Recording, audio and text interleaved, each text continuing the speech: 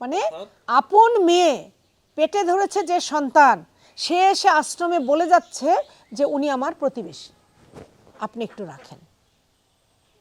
এবং তারা নওগাঁয় স্বনামধন্য, ব্যবসা বাণিজ্য ভালো, অনেক ভালো ব্যবসায়ী তারা, একটা মায়ের জায়গা হয়, কি বলবো।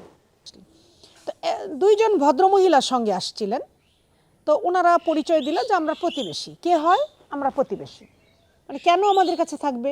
আমার তো প্রথম প্রশ্ন এটা থাকে যে সে কেন থাকবে। কারণ অর্থবিত্ত যাদের আছে তাদের ঘরের মানুষ আমি সহজে নিতে চাই না, তাদের উচিত তাদেরকে লালন করা। তো বলল যে ওনার তো কেউ নাই, উনি আমরা প্রতিবেশী, এখানে সেখানে থাকে, এটা দেখে আপনার কাছে আনছি। তা আমি বেরই করতে পারছিলাম না যে আসলে কার কে কী। ওনারা গল্পটা এইভাবে সাজিয়ে বলল আমাকে যে ওনার ছেলেমেয়েরা সব ভারতে থাকে, করোনার সময় তাকে তারা বাংলাদেশে পার করে দিয়েছে। যেহেতু ওনার পাসপোর্ট নাই, একটু ভিন্ন পথে যা আসে ওরকমভাবে আসছে, যেহেতু ওনার পাসপোর্ট নাই, ওনার আইডি কার্ডও নাই, অতএব বাংলাদেশে ওনার জায়গা হচ্ছে না, ইন্ডিয়াতে ওনার জায়গা হচ্ছে না। তো এখানে আসার পর উনি এখানে সেখানে আত্মীয় বাড়ি, টুকটাক আত্মীয় বাড়ি আছে, সেগুলোতে ঘুরছিলেন, কেউ আর তাকে রাখতে চাচ্ছে না। তো এখন পরিশেষে কি করব?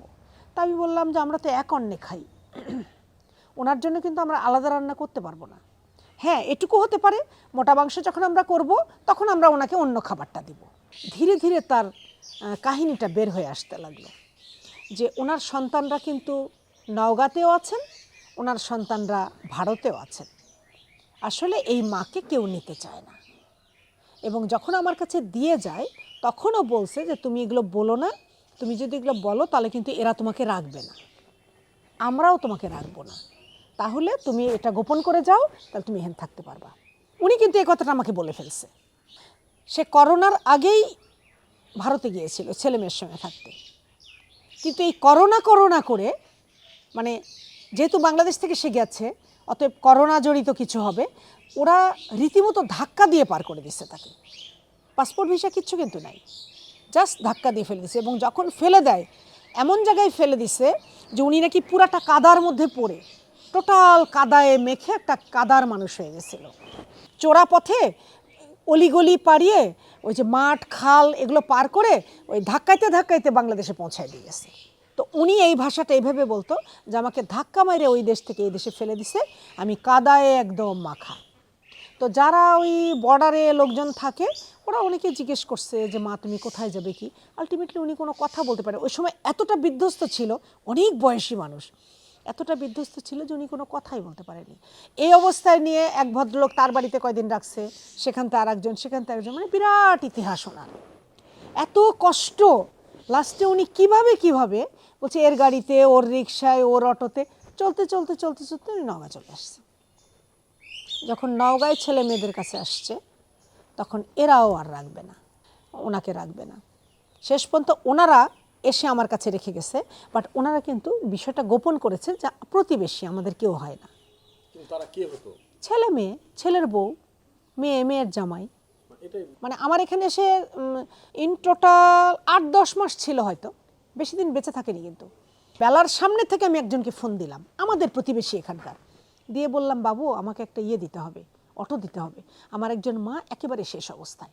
তুলে এই হুইল চেয়ার দিয়ে আমি পর্যন্ত নিছি, গেট পর্যন্ত নিতেই ওই গাড়িওয়ালা আমাদের এখানকার যারা, তারা সবাই ধরে মরে তুলে দিল। আমি দেখলাম যে বেশি সময় আসলে নাই, তবু আমার উচিত হসপিটালে নেওয়া।